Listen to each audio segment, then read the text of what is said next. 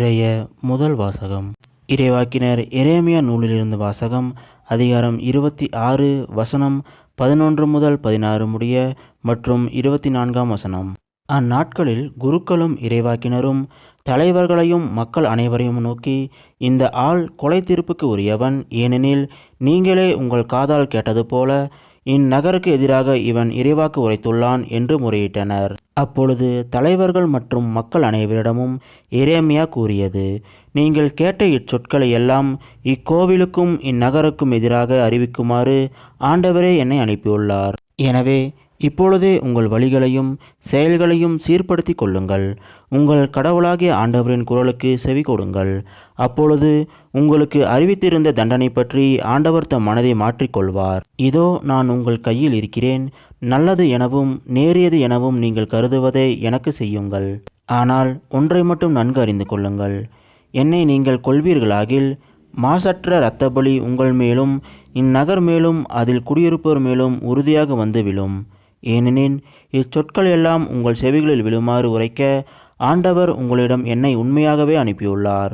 பின்னர் தலைவர்களும் மக்கள் எல்லாரும் குருக்களையும் இறைவாக்கினரையும் நோக்கி, கொலை தீர்ப்பு இந்த ஆளுக்கு வேண்டாம், ஏனெனில் நம் கடவுளான ஆண்டவரின் பெயராலேயே இவன் நம்மிடம் பேசியுள்ளான் என்றார்கள். ஆனால் மக்கள் கையில் எரேமியா அகப்பட்டு கொள்ளப்படாதவாறு சாப்பானின் மகன் அகிக்காம் அவருக்கு உறுதுணையாயிருந்தார். இது ஆண்டவர் வழங்கும் அருள்வாக்கு. இறைவா உமக்கு நன்றி. இன்றைய நற்செய்தி புனித மத்தேயு எழுதிய நற்செய்தியிலிருந்து வாசகம்.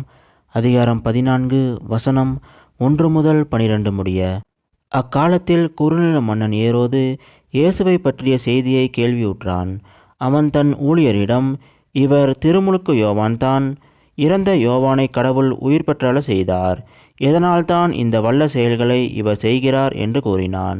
ஏரோது தன் சகோதரரான பிலிப்பின் மனைவியாகிய ஏரோதியாவின் பொருட்டு யோவானை பிடித்து கட்டி சிறையில் அடைத்திருந்தான். ஏனெனில் யோவான் அவனிடம், நீர் அவளை வைத்திருப்பது முறையல்ல என்று சொல்லி வந்தார்.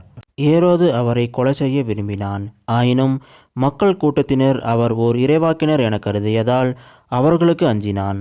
ஏரோதின் பிறந்த நாளில் ஏரோதியாளின் மகள் அவையினர் நடுவில் நடனமாடி ஏரோதை அகமகள செய்தாள். அதனால் அவள் எதை கேட்டாலும் அளிப்பதாக அவன் ஒரு வாக்குறுதியை ஆணையிட்டு அறிவித்தான். அவள் தன் தாய் சொல்லி கொடுத்தபடியே திருமுழுக்கு யோவானின் தலையை ஒரு தட்டில் வைத்து, இங்கேயே எனக்கு கொடும் என்று கேட்டாள். இதை கேட்ட அரசன் வருந்தினான். ஆனாலும் தான் விருந்தினர் முன் ஆணையிட்டதால் அதை அவளுக்கு கொடுக்க கட்டளையிட்டான். ஆள் அனுப்பி சிறையில் இருந்த யோவானின் தலையை வெட்ட செய்தான். அவருடைய தலையை ஒரு தட்டில் வைத்து கொண்டு வர செய்து அதை சிறுமியிடம் கொடுத்தான். அவளும் அதை தன் தாயிடம் கொண்டு சென்றாள். யோவானுடைய சீடர் வந்து அவருடைய உடலை எடுத்து சென்று அடக்கம் செய்தனர். பின்னர் இந்நிகழ்ச்சியினை இயேசுவிடம் போய் அறிவித்தனர். இது கிறிஸ்து வழங்கும் நற்செய்தி. கிறிஸ்துவே உமக்கு புகழ்.